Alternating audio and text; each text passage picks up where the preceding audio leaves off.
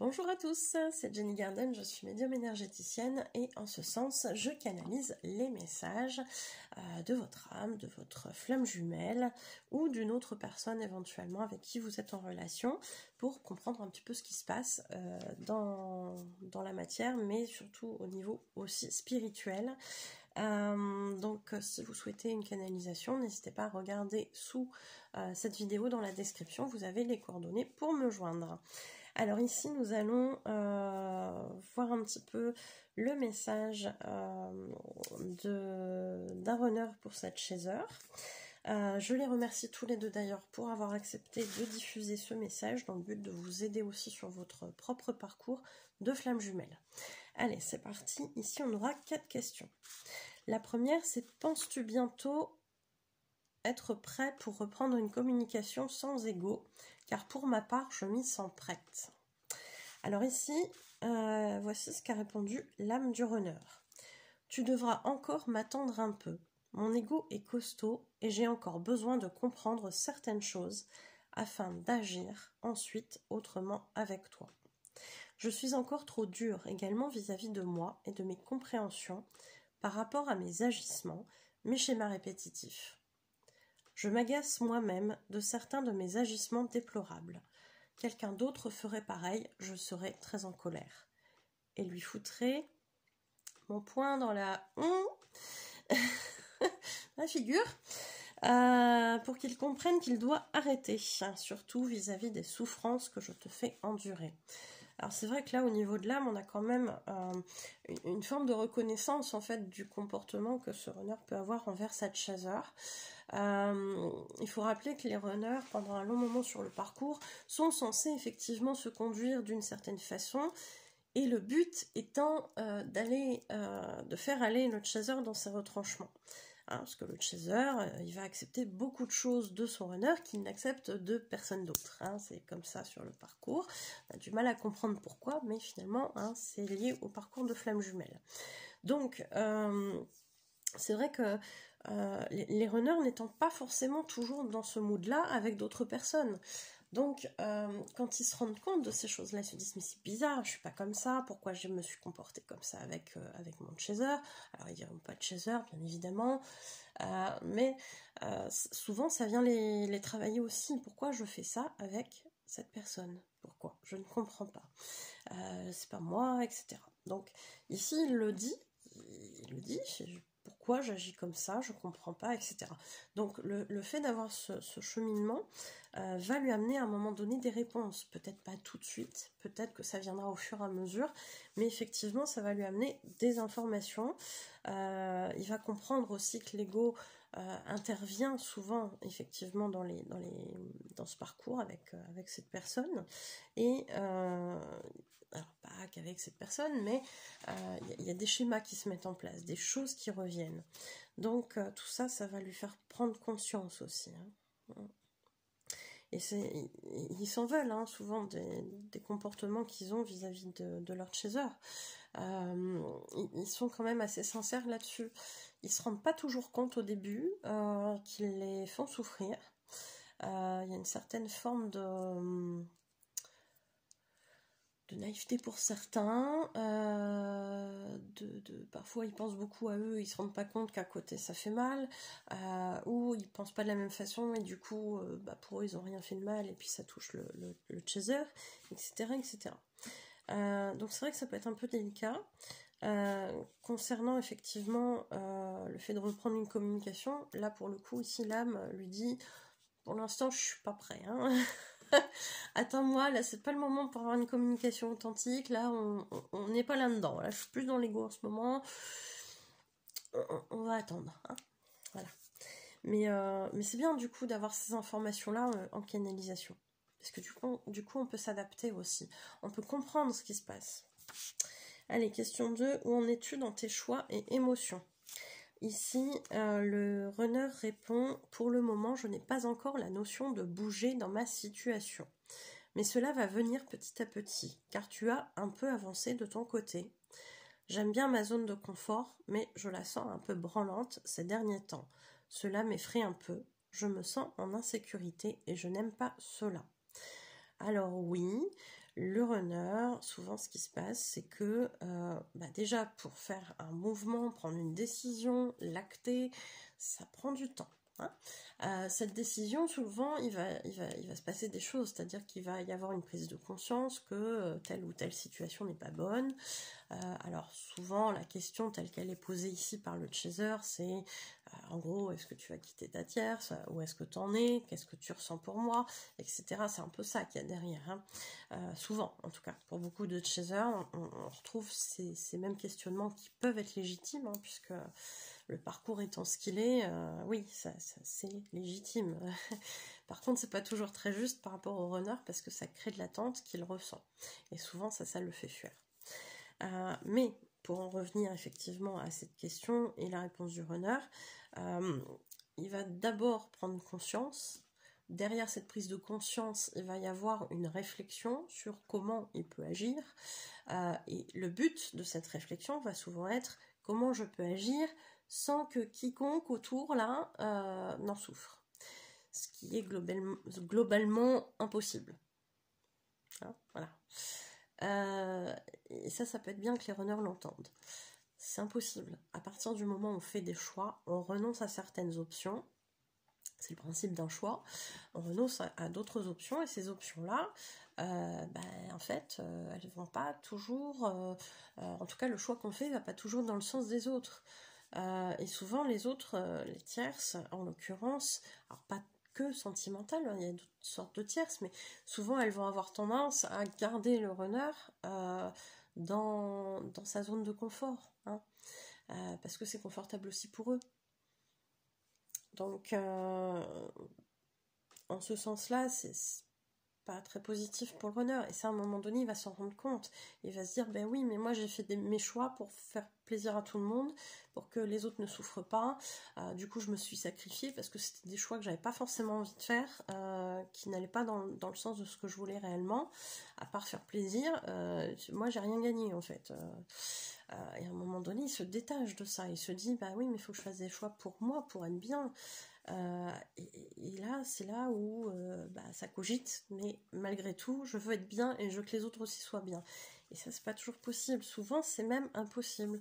Donc, ces choix, après, il faudra qu'il ait ce cran, en fait, cette impulsion de passer outre le bien-être des autres. Ça veut pas dire forcément faire du mal, voilà. Ça veut juste dire faire ses choix pour lui, et puis les conséquences, il n'y peut pas grand chose en fait. Ça veut pas dire faire du mal, encore une fois, consciemment. Mais effectivement, les choix qu'on fait parfois ne plaisent pas aux autres pour diverses raisons, et c'est pas forcément grave si ça plaît pas. Après, il y a d'autres choses, mais si je commence à développer ça, ça va être compliqué. Le sacrifice par rapport aux enfants, etc. Voilà. Bref. Donc il y a ces choix que le runner fait et il acte, il finit par acter au bout d'un temps, parce que une fois qu'il aura compris qu'à tourner, à essayer de trouver une solution pour que tout le monde y soit content, y compris lui, et puis que finalement il n'y en a pas, il va essayer de trouver une solution qui est la moins souffrante pour le plus grand nombre, quoi, en gros, c'est un peu ça. Donc le temps qu'ils mettent en action, etc., ça prend du temps, entre le moment où il y a cette prise de conscience et tout le processus, voilà. Mais bon, ce sont des choses qui se font par la suite. La zone de confort, elle est hyper importante, alors pour un chaser aussi, mais pour le runner, c'est vraiment une stabilité importante. Ça fait partie de ses piliers, ça fait partie de sa zone de sécurité aussi. Et quand il dit, en fait, toi, t'as bien avancé, donc je vais pas trop avoir le choix d'avancer un petit peu aussi. Du coup, ça vient fragiliser ma zone de confort. Je sens qu'elle est en train de... Elle est plus stable, quoi. Je sens que là, ça commence à bouger, il y a des trucs... ça me plaît pas trop. Ça me plaît pas trop parce que du coup, si ça bouge, peut-être que je vais me prendre un truc sur la tête, peut-être que je vais être en danger, peut-être que... Alors, ce sont des peurs qui remontent. C'est pas forcément un danger absolu, concret dans la matière. Mais ça vient mettre ses émotions, effectivement, ça vient les remuer, donc en danger. Donc oui, il n'aime pas se sentir en insécurité, le runner. ça fait partie des raisons pour lesquelles souvent ce qui va se passer, c'est qu'il y a des choses qui vont commencer à bouger autour de lui, mais il va garder ce noyau central du foyer avec souvent la tierce sentimentale, les enfants. Ça va être une des dernières choses qui va faire partir parce que la maison, quoi. La maison. Donc voilà, peut-être qu'il peut changer de travail avant, peut-être qu'il va virer, virer, c'est pas très bien dit, peut-être qu'il va expulser, trier, faire du tri dans ses relations avant de trier au niveau de sa tierce sentimentale. C'est vrai que la tierce sentimentale, souvent, c'est la dernière chose qui part, on va dire. Alors, ça peut être lui qui le choisit, ça peut être la tierce qui choisit aussi. Hein. Tout dépend de ce qui est juste à ce moment-là. Question 3, comment se passe ta relation avec ta tierce? Car par rapport à moi, ça a été explosif. Alors, dans la situation du chaser, en fait, ça a été explosif. Alors ici, la réponse du runner, c'est ça. Ma tierce est un peu étrange ces derniers temps.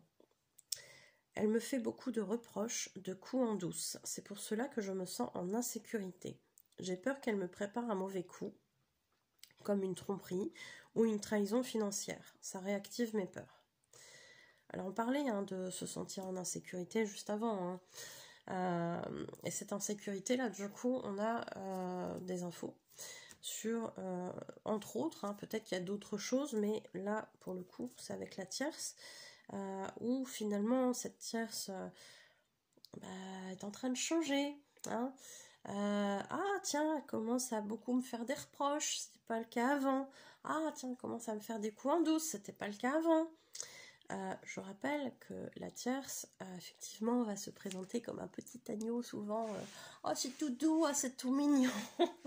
Et puis, à force que le runner est avec, il va se rendre compte que c'est pas si tout doux et agneau que ça. Que c'est parfois même le grand méchant loup qui se cache. Bon, je dis ça avec humour, mais souvent ce qui se passe, c'est qu'effectivement, il découvre que la tierce, elle n'était pas sous ce jour-là avant. Alors, est-ce que c'est sa vraie nature qui se montre? On n'est pas à l'abri, puisque souvent le runner, il a une grosse blessure de trahison aussi comme le chaser, et il va avoir dans ses relations sentimentales, amicales, familiales, cette notion de trahison.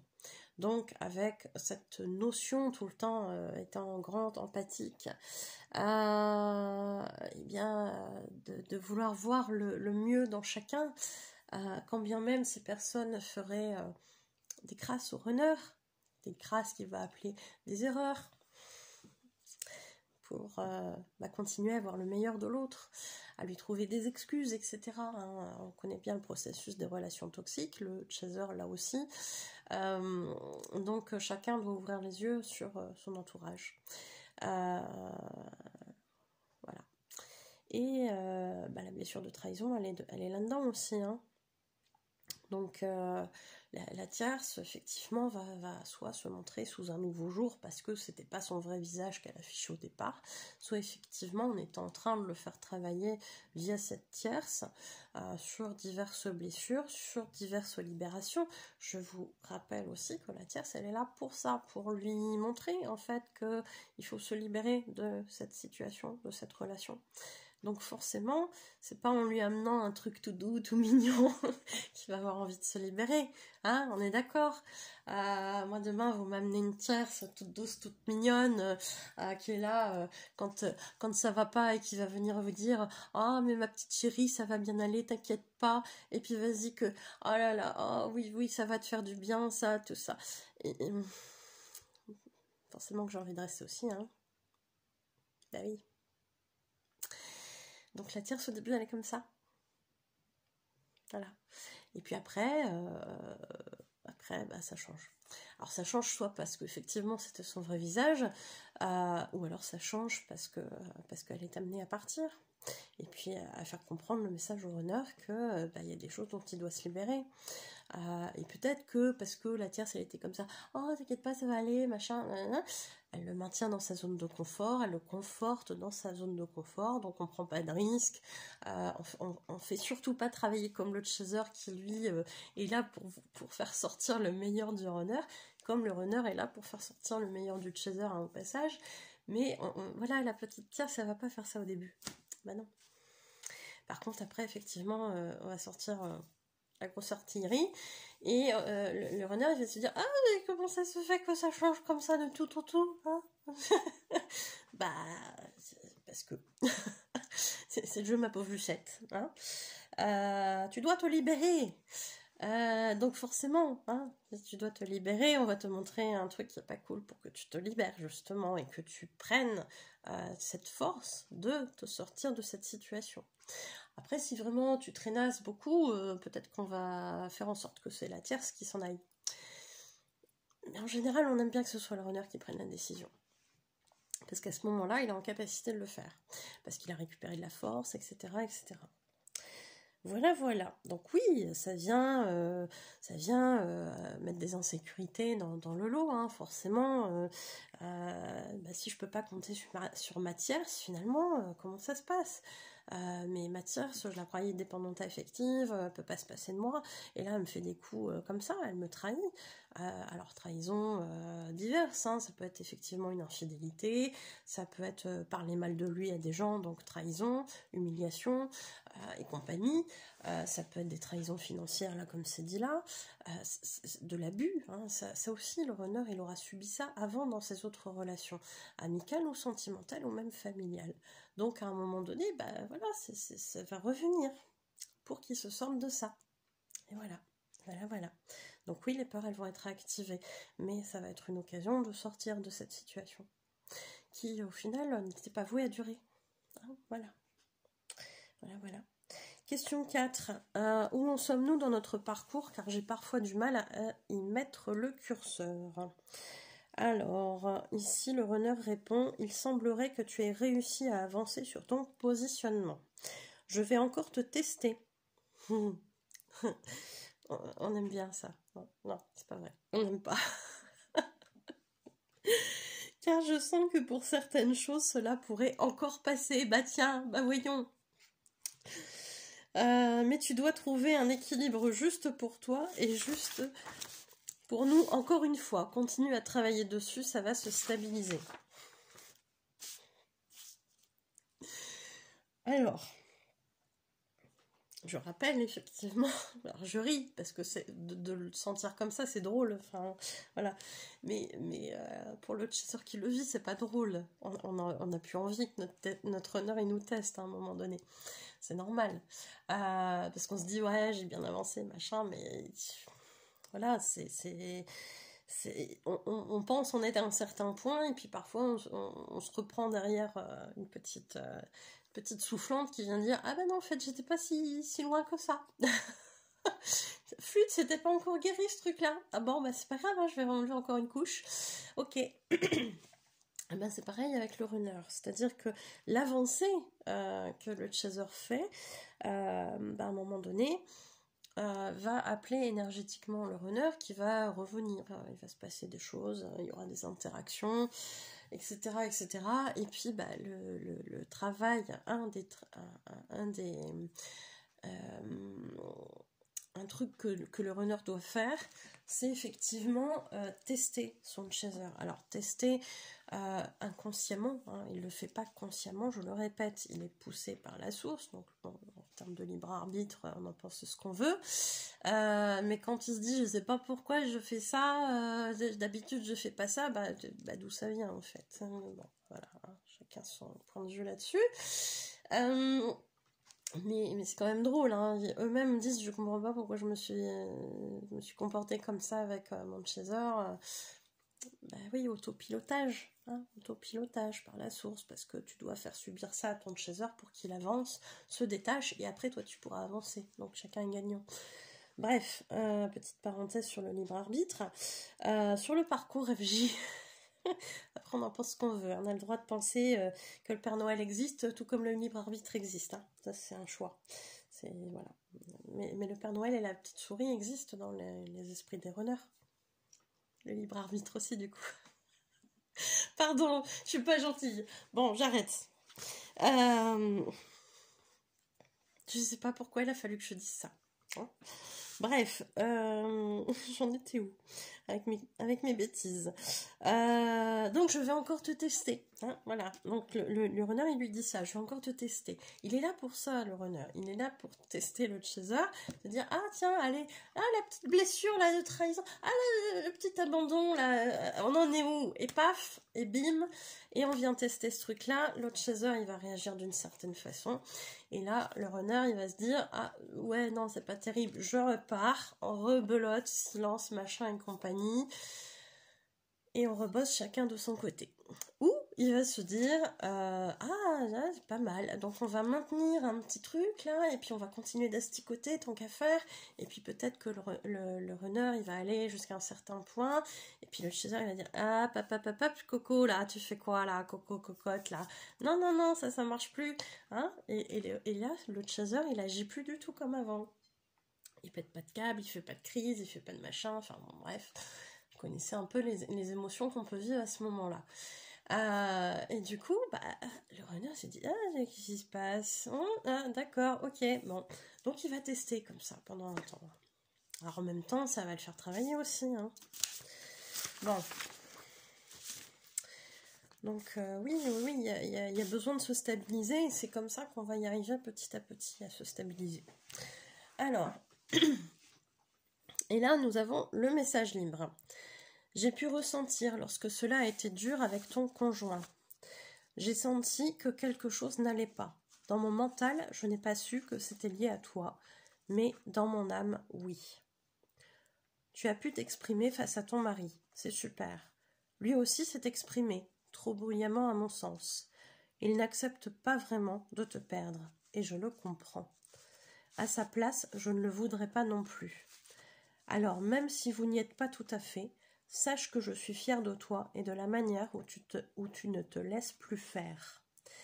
Vous voyez, on vient retrouver les fameux tests. C'est-à-dire que non seulement le runner fait travailler le chaser sur cette notion de je viens mettre des limites, je m'oppositionne, etc. Mais le chaser, il va vivre ça aussi souvent avec sa tierce. C'est-à-dire qu'à un moment, il y a des limites à mettre. Et là, cette chaser, elle a réussi à le faire dans la matière avec son conjoint. Moi, je sais depuis qu'elle a réussi à couper complètement. Donc, félicitations, parce que c'est vraiment pas évident. Mais c'était nécessaire. Et l'un comme l'autre l'a reconnu, en fait. Hein. Donc voilà. Donc oui, ce runner, il a senti à l'intérieur qu'il se passait quelque chose chez cette chaser. Que la chaser, elle était en train de vivre un truc qui n'était pas forcément évident, qui est peut-être douloureux, etc. Ça dépend des circonstances dans ce genre de situation, mais en tout cas, il se passe quelque chose qui n'est pas habituel. Et ça, les runners, ils le sentent. Par contre, ils ne peuvent pas forcément l'expliquer. C'est-à-dire qu'ils sentent qu'il y a un truc qui bouge, là, on ne sait pas trop quoi. On sent qu'il y a des libérations, mais qu'est-ce que c'est? On sait pas. Voilà, et on ne l'associe pas forcément sur le coup à sa chaser, mais à l'intérieur, dans l'âme, on le sait. J'aurais aimé faire plus et t'amener tout mon soutien, mais malheureusement, je ne le peux pas. Pour les raisons que l'on connaît et qui sont ton indépendance émotionnelle et ta blessure d'abandon qui crie tout au fond de toi à l'aide, mais je sais que tu es capable de vivre cette situation et de t'en sortir très bien. J'ai toujours cru en toi.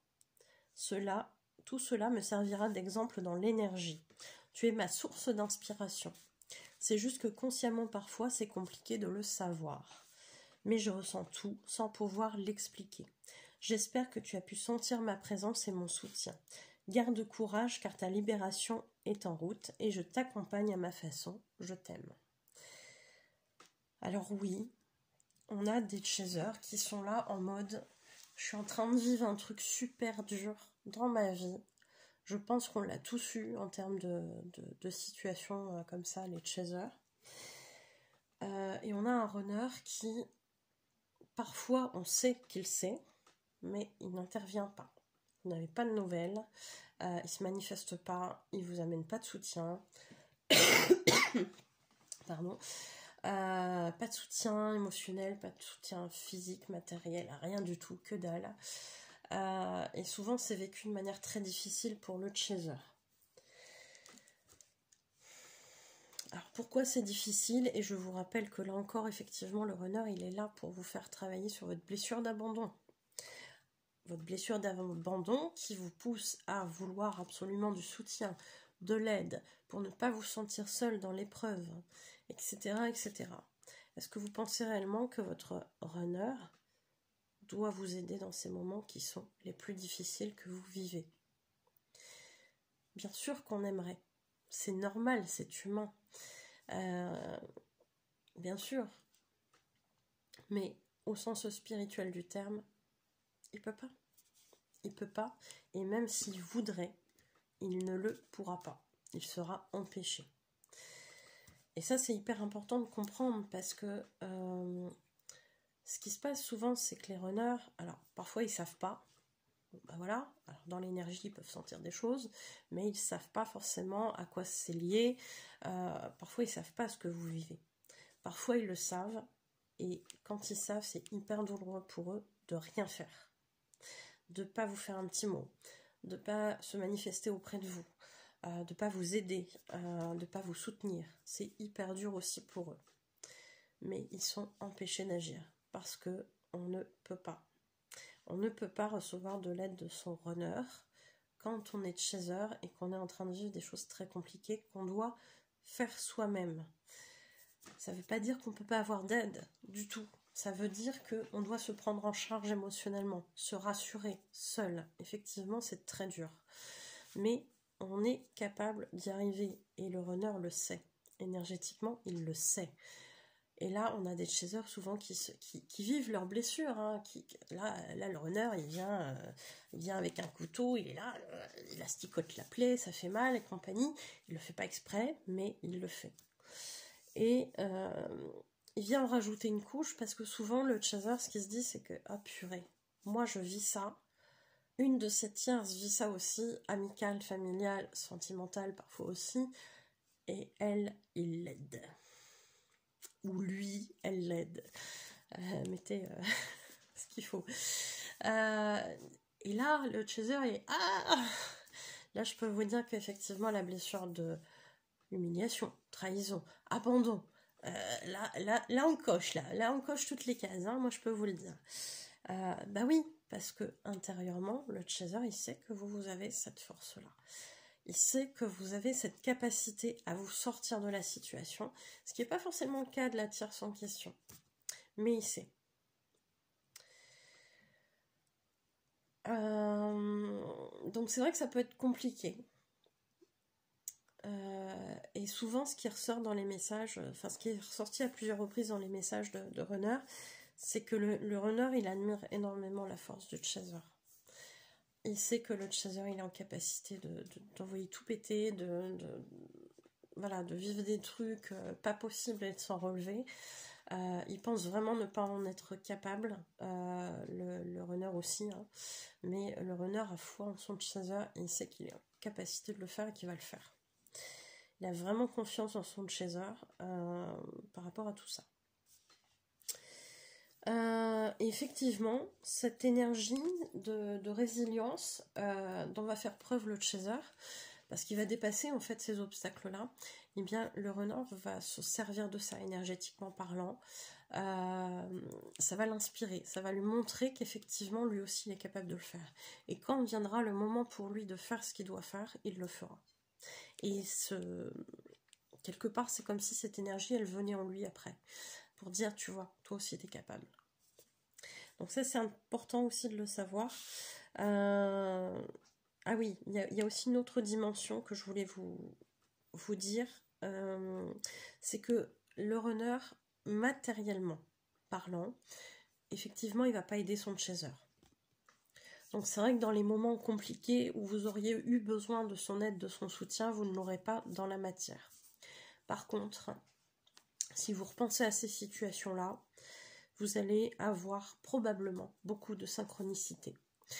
ces synchronicités, pour le coup, dans cet exemple-là, sont vraiment des indicateurs du soutien que vous apporte votre runner dans la 5D. Et ça, c'est hyper important de le savoir, de vous en rendre compte. C'est pas juste des synchronicités qui viennent vous rappeler qu'en fait, il n'est pas là auprès de vous. Au contraire, il est là, mais d'une autre façon que celle que vous attendez. En fait, vous l'attendez dans la matière, parce que vous êtes chaser, vous êtes beaucoup dans la matière, etc. Vous devez apprendre à faire confiance à tout ce qui est en lien avec la 5D. Vous devez apprendre à faire confiance en ça. Voilà. Donc, le soutien, vous allez l'avoir en 5D, par les synchronicités. Vous allez voir son prénom, vous allez voir des choses qui ont rapport avec ce que vous avez vécu avec votre runner, etc. Ça sera son soutien. Sa présence auprès de vous, elle sera énergétique. Ne pensez jamais que votre runner vous laisse tomber. Et ça, c'est quelque chose qui revient beaucoup chez les chasers, c'est mon runner, il m'amène rien, il me parle pas, il est en silence radio, il s'en fout complètement de ce que je vis, je sais qui c'est parce qu'on a des amis en commun et que forcément la personne en question, elle lui aura dit que je vis ça, que c'est super difficile pour moi, et pourtant il m'envoie même pas un mot de soutien, que dalle, il vient pas m'aider, machin et compagnie. Dans la 5D, vous allez être blindé de synchronicité. Il vous envoie son soutien comme ça. Je sais que c'est une autre forme de soutien qu'on attend à ce moment-là, mais c'est du soutien qu'il vous envoie. C'est juste que là, pour le coup, vous ne le percevez pas. Comme lui, il peut ne pas percevoir certaines synchronicités aussi à un moment donné. Hein. Voilà. Bon, en tout cas, voilà pour cette vidéo. J'espère que ça vous aura aidé. Et voilà. C'est tout. Je vous souhaite une belle journée ou une belle soirée. Je vous dis à bientôt. Prenez soin de vous.